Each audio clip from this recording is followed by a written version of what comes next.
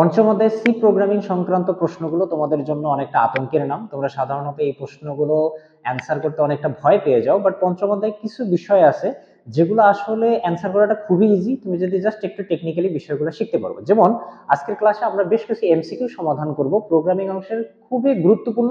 এবং তোমরা যে জায়গাটাকে খুব বেশি স্কিপ করো, লুপের যে অংশটা, এবং বেশিরভাগ প্রশ্ন কিন্তু তোমরা দেখবে যে বোর্ড পরীক্ষা বা কলেজ পরীক্ষায় এই জায়গা থেকে কিন্তু প্রশ্নগুলো আসে, এবং প্রশ্নের প্যাটার্নগুলো খুবই সিমিলার। তোমরা যদি জাস্ট আজকের ক্লাস থেকে এই বিষয়টা বুঝে নিতে পারো, তাহলে এই রিলেটেড যে প্রশ্নগুলো তোমাদের কলেজের পরীক্ষায় এবং বোর্ড পরীক্ষায় আসবে, আশা করি তোমরা এই ধরনের প্রশ্নগুলোর খুবই ইজিলি অ্যান্সার করতে পারবে। তুমি যদি প্রোগ্রামিং এর আগে কখনো নাও করে থাকো, কোনো ক্লাস নাও দেখে থাকো, কোনো টিচারের কাছে নাও পড়ে থাকো, নাও বুঝে থাকো, তারপরও আজকের ক্লাস করার পর এই রিলেটেড যে এমসিকিউ গুলো আছে, আমি 100% শিওর বলতেছি তুমি এগুলোর অ্যান্সার করতে পারবে। তো দেখো আমরা এই বিষয়টা কিভাবে শিখতে পারি।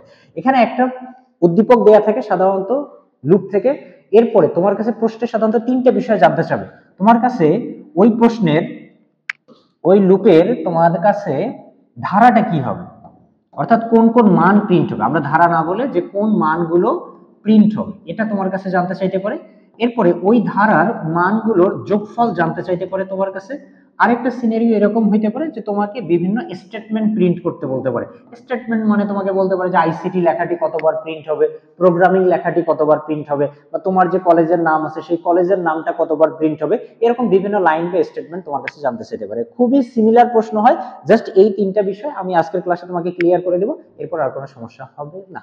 তো দেখো এখানে কি বলছে, প্রথমে যে আইসিটি লেখাটি কতবার প্রদর্শিত হয়, এই যে কোন একটা স্টেটমেন্ট কতবার প্রদর্শিত হবে এটা তোমার কাছে জানতে চাই। এখন কতবার হবে আমরা কিভাবে বুঝবো, এটা বোঝার জন্য তোমাকে জাস্ট লুপ থেকে প্রথম যে কাজটা করতে হবে সেটা হচ্ছে ধারাটা বের করতে হবে, যে আসলে তোমার ওই কাজটা কতবার হবে সেটা কিন্তু লুপের মধ্যেই দেয়া থাকে। তো যতবার হবে ততবারই প্রিন্ট হবে, সহজ কথা তাই না? তো আমরা প্রথমে বের করব যে লুপটা কতবার হবে বা কতবার চলবে বা ধারার মানগুলো কিরকম হবে। না, আমাকে প্রথমে এই অংশটা খেয়াল করতে হবে। এই অংশটা কোন অংশ? এই অংশটা হচ্ছে শুরুর অংশ, অর্থাৎ এখান থেকেই তোমার মানটা প্রিন্ট হওয়া শুরু হবে। তাহলে শুরুর অংশে ভ্যালু কত আছে দেখো তো 3, তাহলে আমরা শুরু করব কত থেকে? 3 থেকে। আচ্ছা, সর্বশেষ মান কত হবে? সর্বশেষ মান হবে 20 এর থেকে ছোট, 20 এর সমান বা তার থেকে ছোট। তাহলে মানে সর্বশেষ মান কি হইতে পারবে না? 20 এর থেকে বেশি হইতে পারবে না। তাহলে শুরু হচ্ছে মান কত থেকে? 3 থেকে, কারণ এই যে এটা শুরুর অংশ, আর এটা হচ্ছে কোথায় যায় শেষ হবে বা কন্ডিশনটা কিরকম হবে সেই অংশটা আর কি। তাহলে শেষ হবে কোথায় যায়? শেষ হবে হচ্ছে 20 এর জায়গায়। এরপরে বলছে যে প্রতিবারে মান বাড়বে কত করে? 3 করে। তার মানে বিষয়টা তোমাকে কি বোঝাচ্ছে বলো তো? কি 3 থেকে শুরু হবে, প্রতিবারে 3 করে বাড়বে, এবং সর্বশেষ মান কত হইতে পারবে না? 20 এর থেকে বেশি হইতে পারবে না। তো তুমি আগে ধারাটা বের করো দেখি। 3 এর থেকে 3 বাড়লে কত হবে? 6, 6 এর থেকে 3 বাড়লে 9, 9 এর থেকে 3 বাড়লে 12, 12 এর থেকে 3 বাড়লে 15, 15 এর থেকে 3 বাড়লে 18, আর যদি আমি 18 এর থেকে 3 বাড়াই দেই তাহলে মানটা কত আসে বলো দেখি?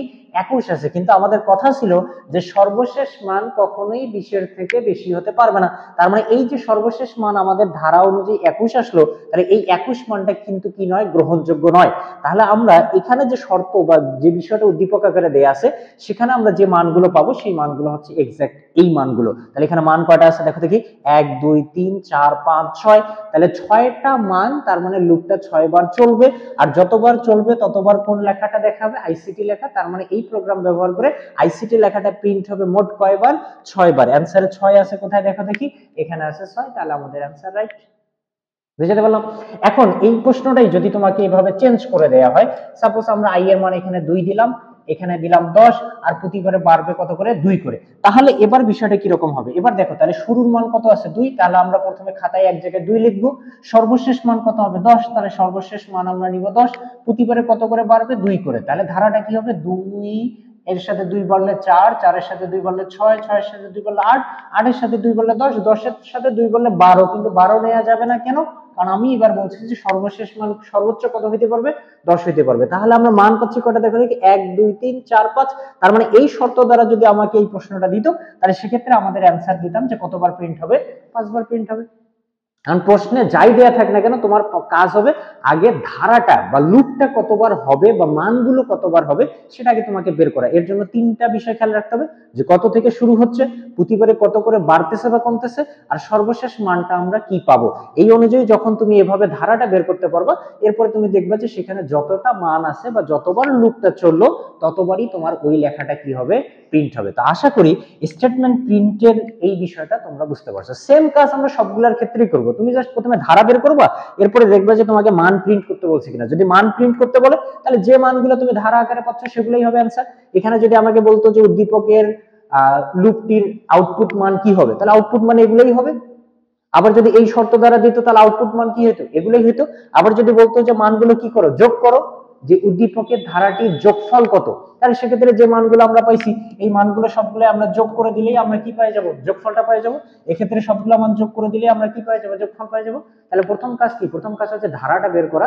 এরপরে দেখতে হবে যে তোমাকে কি করতে বলছে। তোমাকে যদি মান প্রিন্ট করতে বলে তাহলে যে মানগুলো পাইছো সেটাই হবে তোমাদের অ্যান্সার। তোমাকে যদি যোগফল বের করতে বলে তাহলে যে মানগুলো পাইছো সেগুলো যোগ করলে যেটা হবে সেটাই হবে তোমার অ্যান্সার। তোমাকে যদি কোনো স্টেটমেন্ট প্রিন্ট করতে বলে তাহলে যতগুলা তুমি মান পাইছো ধারার মাধ্যমে ততবার কি হবে, ওই স্টেটমেন্টটা প্রিন্ট হবে। যেমন আমরা এখানে 6 বার পাচ্ছিলাম, অ্যান্সার 6। এখানে 5 বার পাচ্ছিলাম, তাহলে 5। এই যে আমরা আগে এটা দেখি, দেখো এখানে আই এর মান শুরু হয়েছে কত থেকে। আচ্ছা কালারটা চেঞ্জ করে নেই আমরা। এখানে আই এর মান আমরা পাচ্ছি কত থেকে শুরু হয়েছে, এই যে দেখো 1 থেকে শুরু হয়েছে। তাহলে আমরা প্রথমে লিখবো 1। সর্বশেষ মান কত হইতে পারবে, 9। তাহলে আমরা লিখবো 9।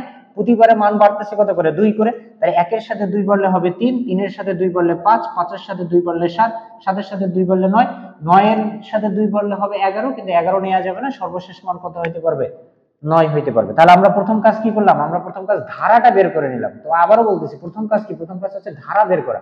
এরপরে তুমি দেখবে যে তোমার কাছে কি জানতে চাইছে। তোমার কাছে বলছে যে উপরের স্টেটমেন্টের ফলাফল, অর্থাৎ এই স্টেটমেন্টটা যদি প্রিন্ট হয় তাহলে আমরা কি ফলাফল পাবো। এই স্টেটমেন্টটা আমাদের কাছে আই এর মান জানতে চাচ্ছে। আই এর মানগুলো আমরা কি পেয়েছি, 1 3 5 7 9 পাইছি। দেখো দেখি 1 3 5 7 9 কোথায় আছে, এই যে এখানে আছে। তাহলে এটাই হবে আমাদের অ্যান্সার। এখন যদি তোমাকে বলতো যে উপরের স্টেটমেন্টে অনুযায়ী আইসিটি লেখাটি কতবার প্রিন্ট হবে, তাহলে তুমি ধারা পাইছো কয়বার, ধারার মান পাইছো কয়বার, 1 2 3 4 5, তাহলে আইসিটি লেখাটি কয়বার প্রিন্ট হবে, 5 বার। তোমাকে যদি বলতো যে উপরের স্টেটমেন্টের যোগফল কত, তাহলে সেক্ষেত্রে আমরা কি করতাম, এই যে ধারার মানগুলো, এই ধারার মানগুলোকে আমরা যোগ করে যেটা পাইতাম সেটাই হয়তো আমাদের যোগফল। তাহলে প্রথম কাজ হচ্ছে ধারা বের করা, দেন তুমি দেখবে যে তোমাকে কি করতে বলছে সেই অনুযায়ী তুমি অ্যান্সারটা দিয়ে দিতে পারবে। এখানে আমাকে ধারার মানগুলোই জানতে চাইছে, তো ধারার মান আমি যা পাইছি সেটাই হবে অ্যান্সার। তাহলে সেক্ষেত্রে আমাদের অ্যান্সার হচ্ছে 1 3 5 7 9।